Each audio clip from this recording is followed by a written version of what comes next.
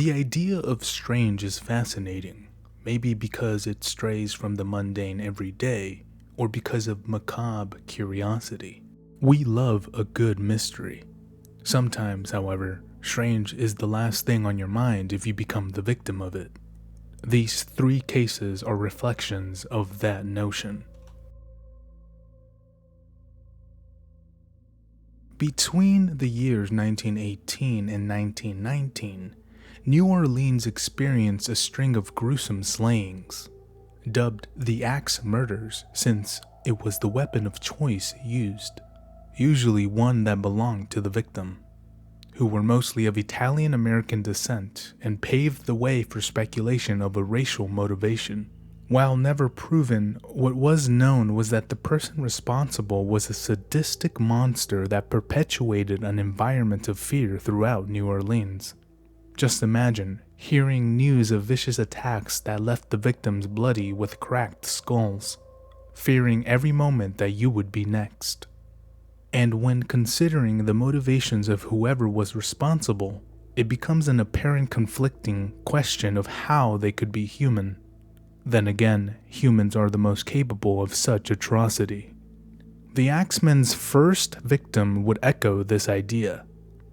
On May 23, 1918, Joseph Maggio and his wife Catherine were ambushed in their sleep, and in their dazed state felt cold steel sliced through their throats. How would someone react to this experience? One would hope for reactive heroism, but with gaping gashes suffered from a hit to the head with an axe, it's hard to imagine. At this point, Catherine had passed, but Joseph was still clinging on. He survived for 2 whole hours before his 2 brothers, Andrew and Jake, who lived in the apartment next to him, noticed groaning noises coming from their brother's place. Upon entering and finding Joseph, they notified authorities. Joseph would pass shortly after that. Now, authorities needed to figure out the story that left 2 innocent people in a bloody mess. What they found consisted of bloody clothes left behind by the perpetrator, assumedly, changing their clothes before leaving the scene, and a straight razor found near a neighboring apartment, the one that left Catherine's throat deeply sliced to the point of near decapitation, the one that belonged to Alex Maggio, Joseph's brother. He owned a barbershop, and one of his employees recalled him bringing the razor home 2 days prior to the slayings. Upon further investigation and interrogation, Alex was exonerated of any suspicion. The police were stumped, coupled with a cryptic message uncovered near the couple's home that read, "Miss Joseph Maggio will sit up tonight. Just right, Miss Tony." Written in chalk, there were no conclusive leads to speak of. About a month later, on June 27, 1918, Louis Bessemer, along with Harriet Lowe, his lover, were asleep in the back of the grocery store he owned, awakened only when he was struck above his right temple with a hatchet he kept in the store. Harriet would suffer an equal fate after being struck above the left ear. Profusely bleeding from their heads, a delivery driver by the name of John Zanka discovered the pair unconscious in the bed the following morning and quickly called authorities, who upon arrival suspected a robbery had taken place, yet no valuables or money were taken. As well, while looking for evidence, they located the bloody hatchet used to brutalize the couple. After Harriet regained consciousness in the hospital and a subsequent interrogation, she claimed to have seen a, quote, mulatto man right before she was rendered unconscious, which prompted police to arrest an African-American worker who was hired a week before the attacks, a Louis Ubicon, though he was later released on the basis that there was no substantial evidence tying him to the attack. News reporters had a field day with the details that Louis and Harriet weren't married. In fact, Louis had a wife who was away at the time, which sent the scandal to the mainstream media. As you can imagine, a typical invasion and sensationalism of one's private life. Harriet was boisterous about the event, but unfortunately passed away 2 days after undergoing a surgery to reconstruct her face on August 3, 1918, claiming Lewis was her attacker right before closing her eyes for good. This prompted police to arrest Lewis, forcing him to spend 9 months in jail before he was acquitted. Coincidentally, on the day that Harriet passed away, another victim, Anna Schneider, awoke to a dark figure towering over her before she was repeatedly beaten in the face, rendering her unconscious. The 28-year-old pregnant woman would only be discovered after her husband came back from work shortly after midnight. The weapon of choice was said to have been a lamp that sat next to her bed. Although suffering a brutal attack, she gave birth to a healthy baby girl just 2 days later on August 7, 1918. At this point, a common thread was the gained entry into the victim's home by chiseling out a panel on the back door. Just 3 days later, on August 10, 1918, another vicious attack occurred. Joseph Romano, living with 2 nieces, fell victim to the unknown assailant. Upon hearing a commotion, Pauline and Mary Bruno discovered a man in their uncle's room in the process of fleeing. They recalled him having dark skin, a heavy-set physique, a dark suit, and a hat. When authorities arrived, they discovered a ransacked room, yet no valuables missing. In the backyard, an axe was located, and what seemed like a damaged back door used to enter. With this gruesome event, it flung the public into panic.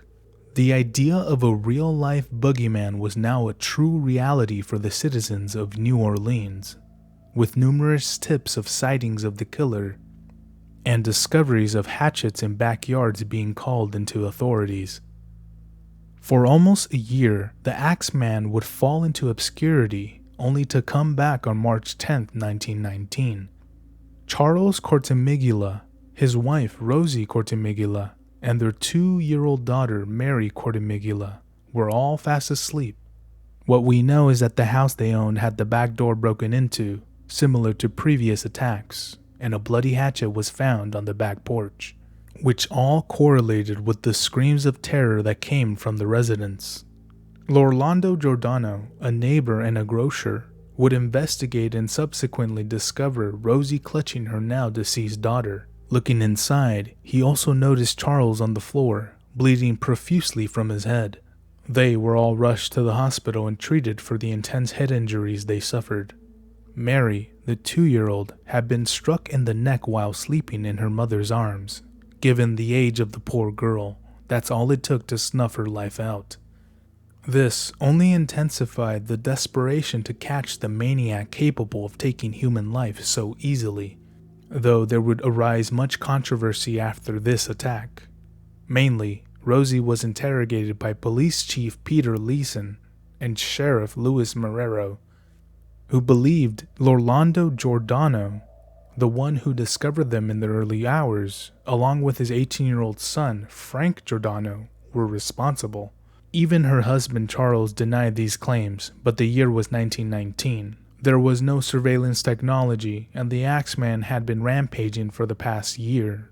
The detectives would push their authority by incarcerating her as a material witness, only releasing her when she played along, and implicated both Lorlando and Frank as the Axemen of New Orleans. The only problem with these assertions were that Lorlando was a feeble 69-year-old man, and the area of entry, a broken panel on the back door, was too big to fit the over 6 foot and over 200-pound Frank. Nonetheless, they were jailed and sentenced to death.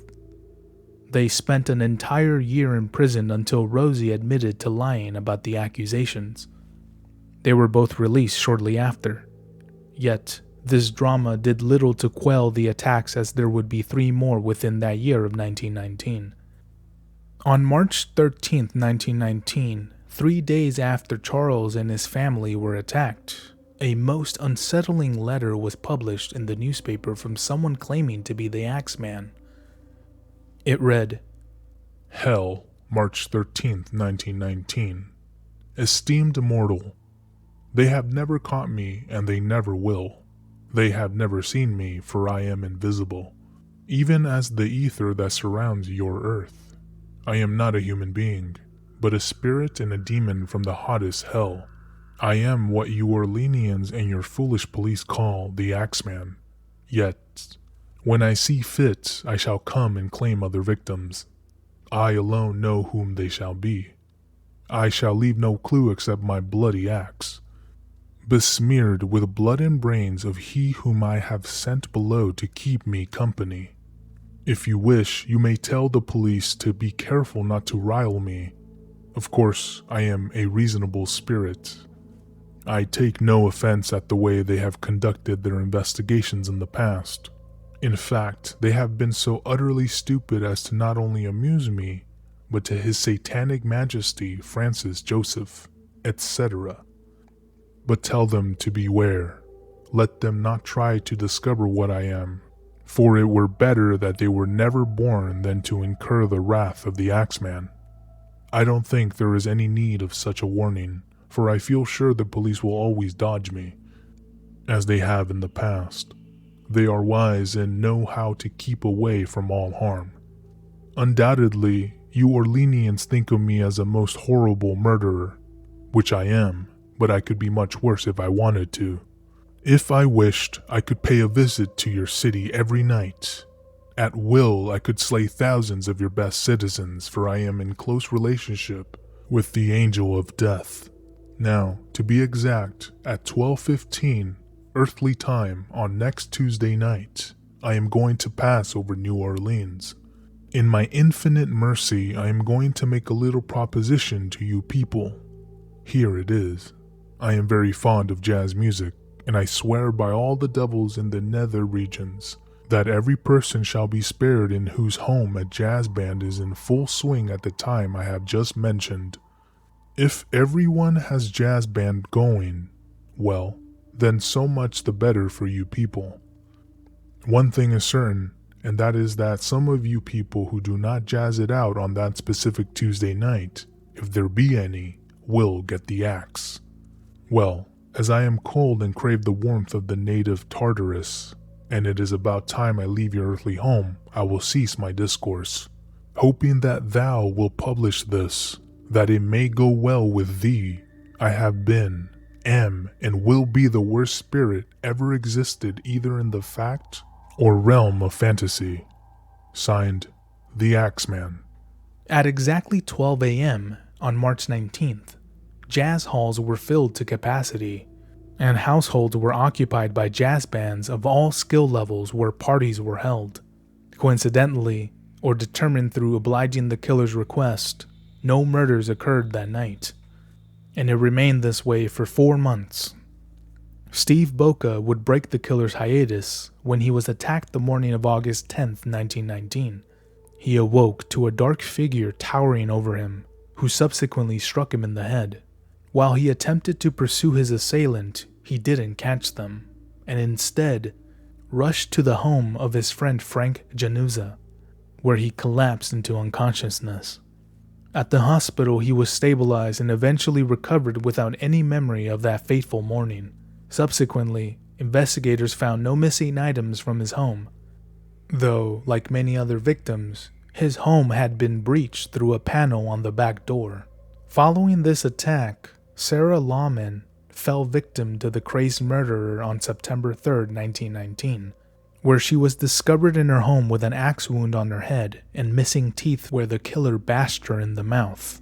She was able to recover, yet retain no memories of that night. The final victim, Mike Pepitone, was discovered by his wife on the night of October 27, 1919, after hearing a noise and investigating, only to see a large figure wielding an axe fleeing from the home. It was too dark for her to describe the man apart from his silhouette. Mike Pepitone would pass away from his wounds. Deeply rooted in fear, New Orleans awaited its next victim, but they never came, which marked the last time the Axeman of New Orleans struck, leaving behind a dark legacy that has kept people wondering to this day, who the hell was this crazed psychopath? A question we may never find the answer to. When it comes to medication, we expect an unmatched level of quality, considering that it directly influences our health, rightfully so. Unfortunately, when mistakes occur, the only way to tackle imperfections in any system of manufacturing is through trial and error, even when the error results in deadly outcomes. During the year 1982, a wave of fear swept the Chicago area, after numerous cases of people dying were linked to Tylenol medicine, specifically Tylenol capsules. Considering how prevalent and useful Tylenol is, it became a significant detriment to the public's safety. It was across a span of a few days. Starting on September 29, 1982, a 12-year-old Mary Kellerman consumed an extra-strength capsule after displaying signs of a cold, resulting in her hospitalization shortly after, and subsequent death that very morning. That same day, 6 other individuals would purchase and consume Tylenol capsules, including Adam Janus, 27, who after picking up his children from school took 2 capsules and subsequently suffered a massive heart attack. His brother Stanley Janus, 25, and his sister-in-law Teresa Janus, 19, would later make their way to his home to console the family. They too took Tylenol capsules from the same bottle and later collapsed, unable to be resuscitated. Mary Reiner, 27, at home resting after birthing her 4th child, and known as a loving mother, takes some Tylenol to relieve some discomfort. Not much later, she collapses. Mary McFarland, 31, working at a telephone company, takes some Tylenol to relieve a headache. Minutes later, witnessed by her coworkers, she collapses, unresponsive. Finally, Paula Prince, 35, a flight attendant, purchases Tylenol after landing home. After missing a dinner with her sister and being a no-show for her return to work, a welfare check was made which uncovered her death 2 days later. Now things were being ramped up as these unexplained deaths weren't just coincidence. So what was the connecting factor? Well, the medical director at the hospital that treated all 3 Janus's unexpected deaths, Dr. Kim, began running through theories, yet nothing made sense. Helen Jensen, a nurse at the hospital, reportedly made an assertion that the Tylenol bottle was to blame. This was after she did her own investigation while at the home of Adam Janus, accompanied by Detective Pichos, though it mostly fell on deaf ears until Dr. Kim began considering the possibility. But how would Tylenol cause sudden heart attacks? Detective Pichos was also involved in retrieving the Tylenol bottle suspected responsible for the death of the 12-year-old girl. And after bringing it into the department for evidence, he began consulting with Chief Medical Examiner Dr. Edmund Donahue, as its manufacturing number matched that of the bottle found at the Janus residence. At this point, Dr. Kim began wondering how the Tylenol bottle was responsible for these deaths. What came to mind was one thing: cyanide. Subsequently, while Pichos was consulting with Dr. Donahue, the doctor asked him to tell him what the Tylenol bottle smelled like. Pichos proceeded to open the bottle and pour out the pills, and found that this bottle, along with the bottle taken to the hospital by Nurse Jensen, both smelled like almonds. This confirmed to Donahue that it was more than likely cyanide. He stated, "I was very lucky because this investigator was able to smell cyanide. Only about half the population can smell it." While that revelation proved vital, Dr. Kim did his own tests on the blood of the Janus family members, which came back positive for 100 or 1,000 times more than the necessary amount of cyanide to kill a human. Cyanide was the connecting factor to these unexplained deaths. Almonds are naturally bitter and toxic, containing the toxin cyanide, which will result in death in adequate amounts. Now, someone with nefarious motives can go to the lengths of extracting the toxin from wild almonds, but whatever method is used, the underlying issue remains. Why would someone need to do so? In this case, it was to lace the Tylenol capsules with 3 times the lethal dose. Authorities needed to act fast.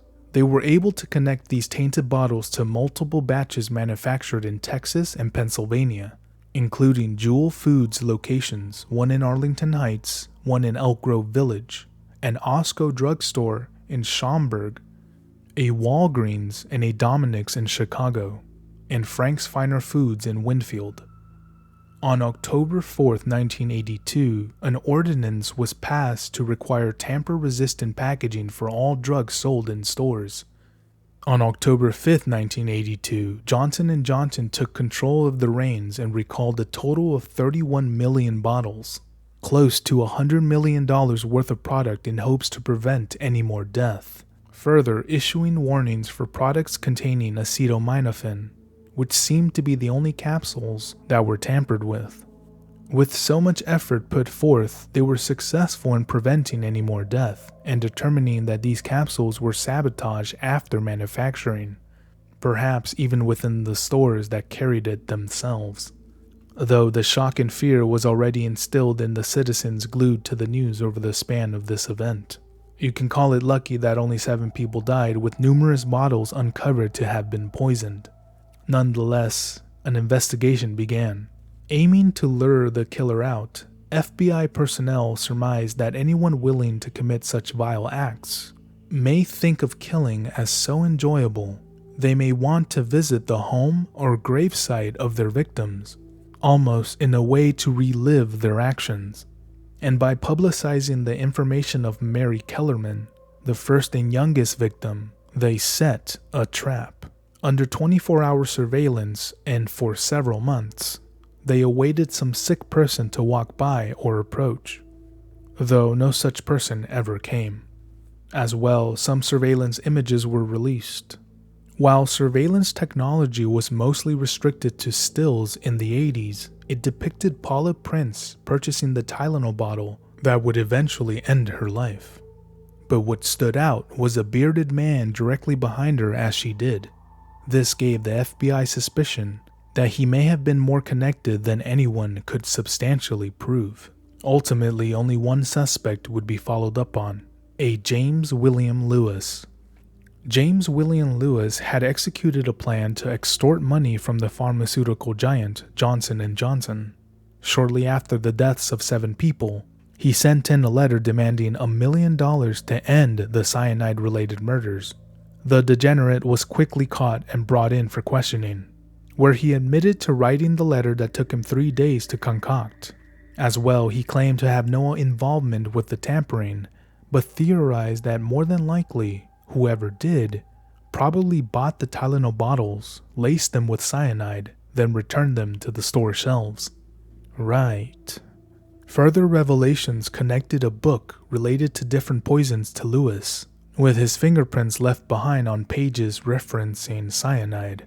Though he denied all accusations of being responsible, a court found him guilty of at least extortion and was sentenced to 10 years in prison. Investigations into whether or not he was the true madman were inconclusive. What did come from these horrific events were the implementations of tamper-proof packaging for all over-the-counter medications. While the lost lives can never be regained, it served as a sacrifice to ensure the safety of millions to come. Rural lands tends to be the best for connecting with the natural outdoors. While they present opportunities for camping and other activities, rural locations pose a special kind of threat: the lack of civilization and witnesses, which lends itself as a form of explanation for what happened in the rural town of Keddie, California, in the year 1981. The Sharp family, originally from Connecticut, had made their way to the Plumas County area by the year 1980. After separating from her husband, James Sharp, Sue Sharp, along with her 5 children, 15-year-old John, 14-year-old Sheila, 12-year-old Tina, 10-year-old Rick, and 5-year-old Greg Sharp had settled down in Keddie. There, they lived in the 4-room cabin number 28, located in a neighborly community, where they would aim for a new life, a better life, although fate has a way of intruding on hopes and dreams, because on the morning of April 12th, 1981, a horrible discovery was made by the oldest of the Sharp girls, Sheila. Her mother Sue, her brother John, his friend Dana Wingate, were found deceased, bound by tape, with distinct signs of bludgeoning, stabbing, and strangulation. Her little sister Tina was nowhere to be found. What could have led up to such a horrific outcome? Even stranger, as the youngest of the Sharps, Rick and Greg, along with their neighborhood friend Justin Smart, were still alive. They'd slept through whatever horrors happened in the living room of the Sharp family cabin that early morning. Now, the day prior was like any other. Sue, Sheila, and Greg had visited their friends, the Meek family, and left there after around 11:30 a.m., on their way to pick up Rick from his baseball tryouts in the town of Quincy. During their trek, they ran into John and his high school friend Dana, picked them up, and headed back to Keddie. John and Dana would again leave Keddie to head back to Quincy around 3:30 p.m. They would spend time in the downtown area. Later that evening, Sheila would plan to spend the night at the adjacent house number 27 with the Seabolt family, a decision that would ultimately save her life. Her younger sister Tina was either already at the Seabolts or had joined her afterwards and would depart back to number 28 by 9:55 p.m. At this point, we only have what was left the next morning for Sheila to discover, which resulted in her screams of terror as she ran back to the Seabolt residence, where Jamie Seabolt, the oldest son of the family, ran back to investigate with Sheila. They located the window of the young boys, Greg and Rick, along with their friend, and helped them climb out of it, so as to avoid witnessing the bloody mess. They were somehow unharmed.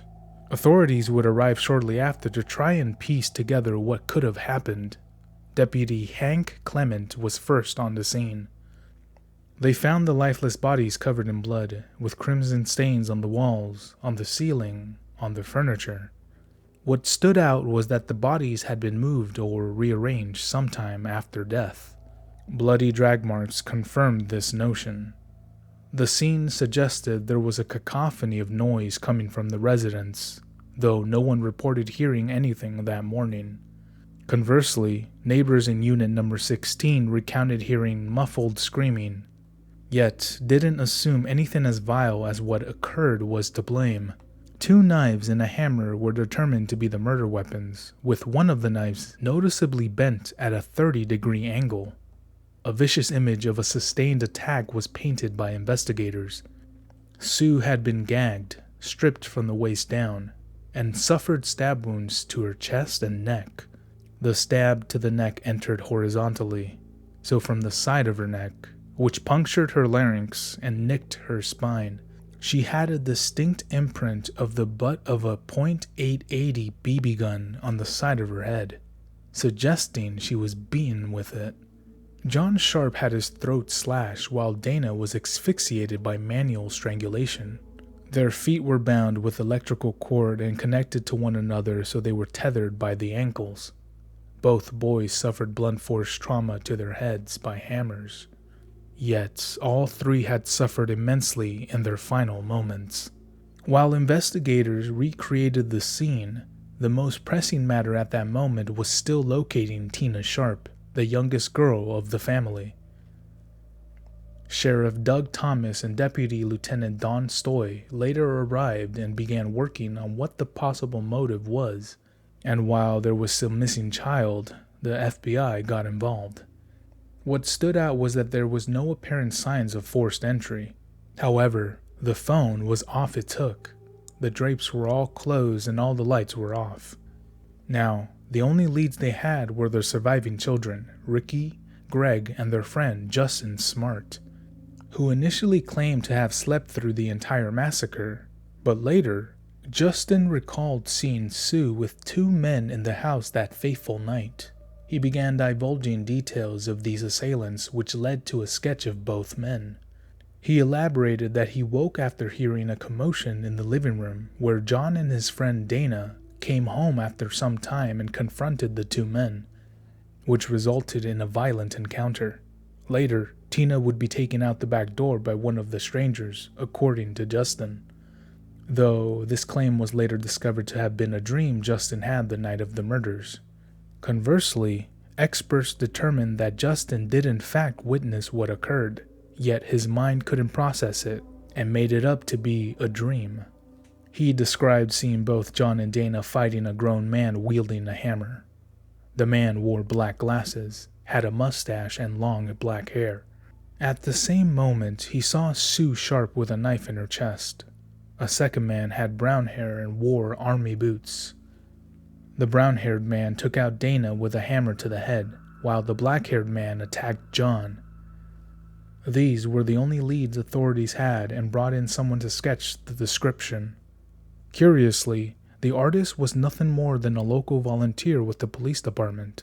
This lends to the idea of neglectful police work, as the department had various skilled and trained forensic sketch artists at their disposal. Yet, they were overlooked for an amateur.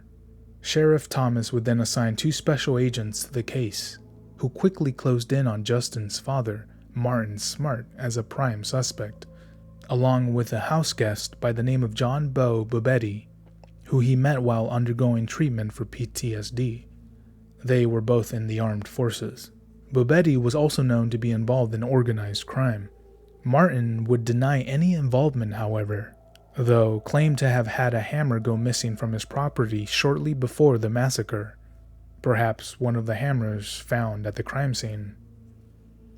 Well, there was a theory that multiple hammers were used, probably based on the physical trauma left on the bodies, but only one hammer was found. What was known is that on the night of the murders, both Martin and Bobetti were at a local bar, dressed in suits, drinking the night away. The Smart family were in fact neighbors to the Sharp family, and Sue Sharp was in contact with Marilyn Smart, Martin Smart's wife, on a continual basis, coaching her on leaving her husband, due to his abusive behavior towards her and his stepson John Smart. Rumors of Sue Sharp and Martin having an affair wouldn't go unnoticed, though nothing was ever definitively proven. What's more, the area of Keddie had an ongoing drug problem which Martin may have been a key component of. Regardless, both men were let go after interrogation and subsequently fled the town of Keddie, which may or may not have been suggested by the Sheriff Thomas. Further developments revealed that Marilyn Smart had initiated a separation between her and Martin the day the murders were discovered. It seemed there were a lot of rumors and testimony that never came together to truly uncover who was responsible. And it wasn't until 3 years later another discovery was made. Tina Sharp's skull was found by a forager in the neighboring Butte County, along with a blanket, a blue nylon jacket, jeans with a back pocket missing, and an empty surgical tape dispenser. It was all that was left of Tina Sharp, found in 1984.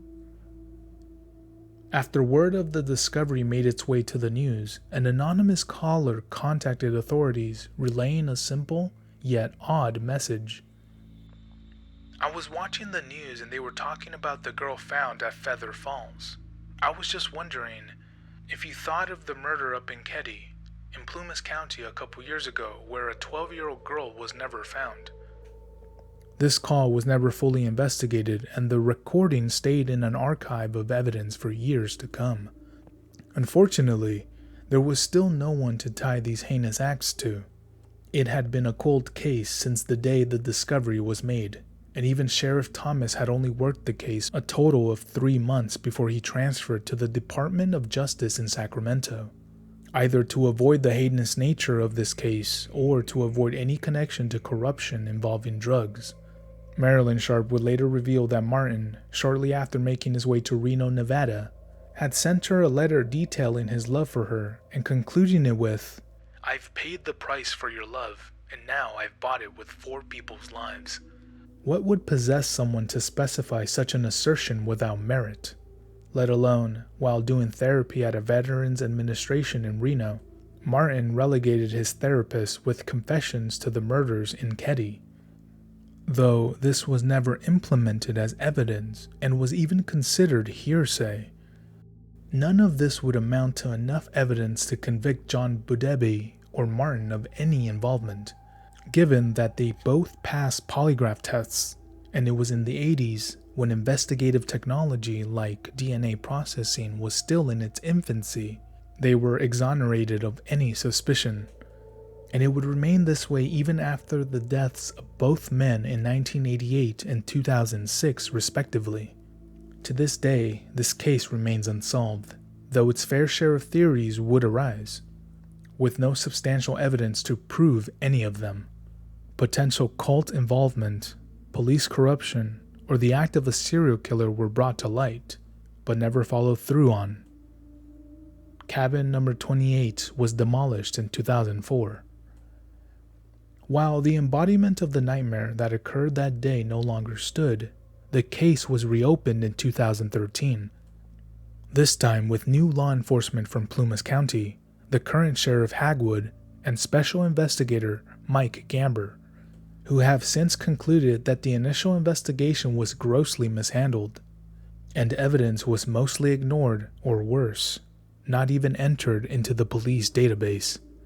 In 2016, after returning to the area of the murders, investigators recovered a claw hammer matching the one that Martin Sharp claimed to have lost. It was found in the pond near where the Ketty cabins used to reside. No conclusive DNA evidence was recovered. Encountering mishap after mishap, Dave worked through them to try and solve this case. They did find success through testing a DNA sample from all those years ago, which came back positive for a still alive suspect. Who it is remains unknown, but as early as 2018, the current investigative team has theorized that as many as 6 individuals could have been involved in these brutal slayings. To this day, the Ketty murders remain Plumas County's greatest mystery, and we can only hope that the current Department of Justice will finally crack it once and for all. This world is filled with mystery, only uncovered by prying eyes. Yet, even with multiple minds at work, they remain unsolved. There really is nothing more unnerving than the unknown, or the countless possibilities left to the imagination. Thanks for tuning in. I appreciate all of you. Please leave a like, a comment, and potentially subscribe for more content. I'll be compiling multiple mysteries into single videos going forward, so stay tuned. With that being said, thanks and until next time.